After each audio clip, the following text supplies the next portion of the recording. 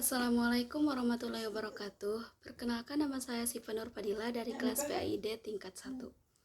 Di sini saya akan menyampaikan materi tentang pendekatan dalam pendidikan Islam. Yang pertama ada pengertian pendekatan dalam pendidikan Islam. Pengertian pendekatan merupakan proses kegiatan yang dilakukan dalam hal mendekati sesuatu. Jika dikaitkan dengan pendekatan pendidikan, berarti suatu proses kegiatan, perbuatan, dan cara mendekati bidang pendidikan sehingga mempermudah pelaksanaan kegiatan pendidikan tersebut. Lalu ada macam-macam pendekatan dalam pendidikan Islam. Ada beberapa pendekatan yang dipakai dalam pendidikan Islam. Di antaranya, yang pertama ada pendekatan filosofis.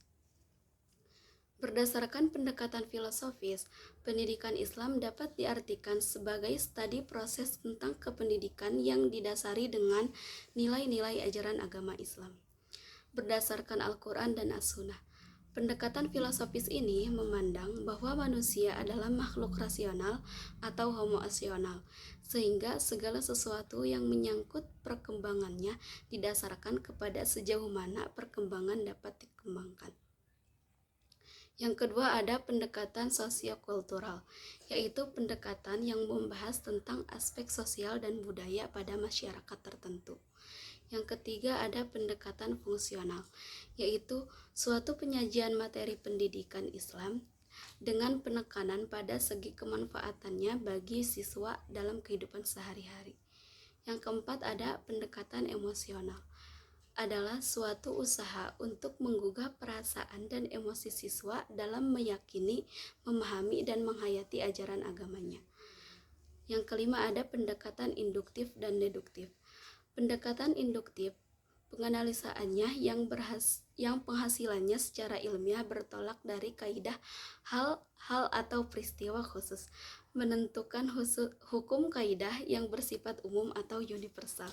Sedangkan pendekatan deduktif adalah kebalikan dari pendekatan induktif. Kemudian ada pengertian metode pendidikan dan pengajaran dalam pendidikan Islam. Metode pendidikan Islam adalah jalan yang dapat ditempuh untuk memudahkan pendidikan dalam membentuk pribadi muslim yang berkepribadian islami dan sesuai dengan ketentuan Al-Quran. Lalu ada macam-macam metode pendekatan dan pengajaran dalam pendidikan Islam. Yang pertama ada metode cerita dan ceramah, metode diskusi, metode tanya jawab dan dialog, metode perumpamaan atau metafora, metode hukum dan ganjaran, metode pembiasaan. Dari penjelasan di atas dapat disimpulkan bahwa begitu pentingnya pendekatan dan metode dalam pendidikan, maka pendidik dituntut profesionalitasnya dalam mengembangkan pendekatan dan metode tersebut.